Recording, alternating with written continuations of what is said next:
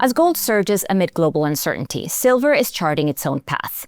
Could its dual identity as both precious metal and industrial workhorse explain its recent moves? We explore a compelling theory about how silver behaves in bull and bear markets, dig into what's really driving the gold-silver ratio to 5-year highs, and ask what role will silver play in the months ahead. I'm Johanna Bota, and with us today is Head of Market Analysis, EMEA and Asia, Rhona O'Connell.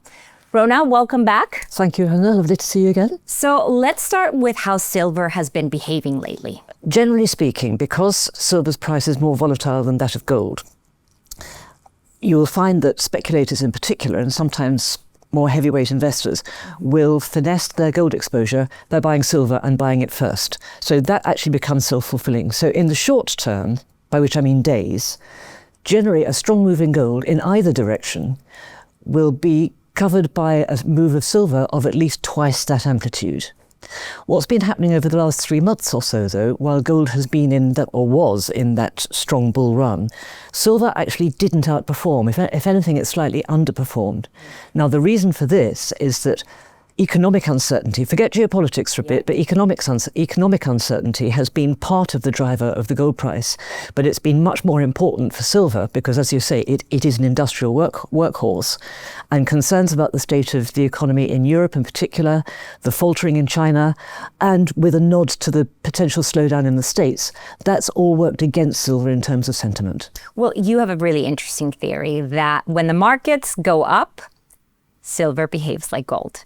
But when the markets go down, silver behaves like copper. Can you explain that? Yes, well, over the course of the latter part of last year and into the start of this year, I increasingly found myself saying it's going up like gold and coming down like copper. I remember that conversation. Well, I thought I'd better see if it actually worked. So I dug into the numbers and looked at the previous or the past 4 recessionary periods in the United States. Okay. I also did it for inflationary periods, but that's actually much more difficult to pin down.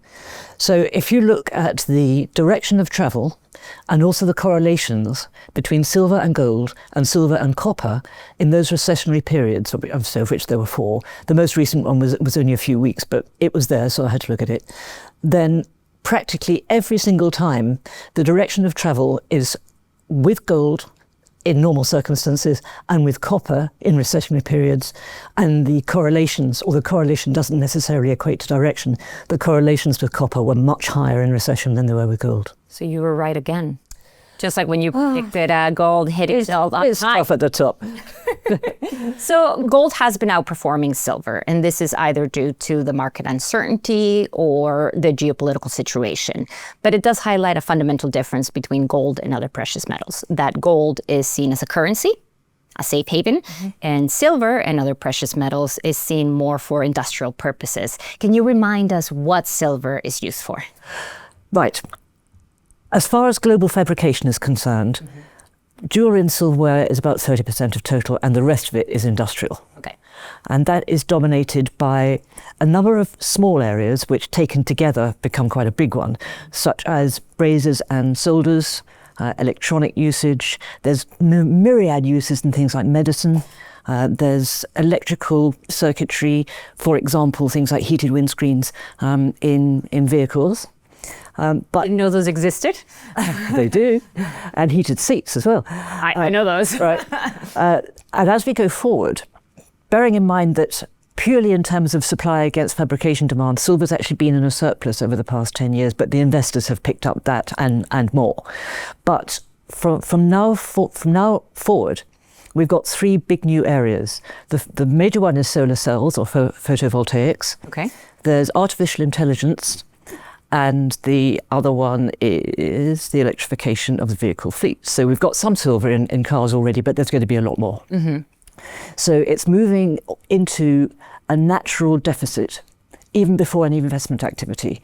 And that should help to underpin the price for the longer term, even though you can't actually have a market clearing price for silver because so much of it is byproduct from gold or copper or lead zinc mines. It doesn't actually have a sort of global cost of production.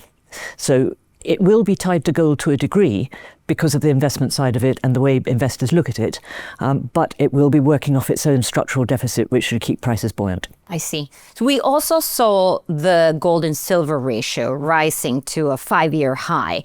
What is your outlook for gold-silver ratio? Well, it's been trading over 100 for the past 2-3 weeks or so, which is psychologically important, of course.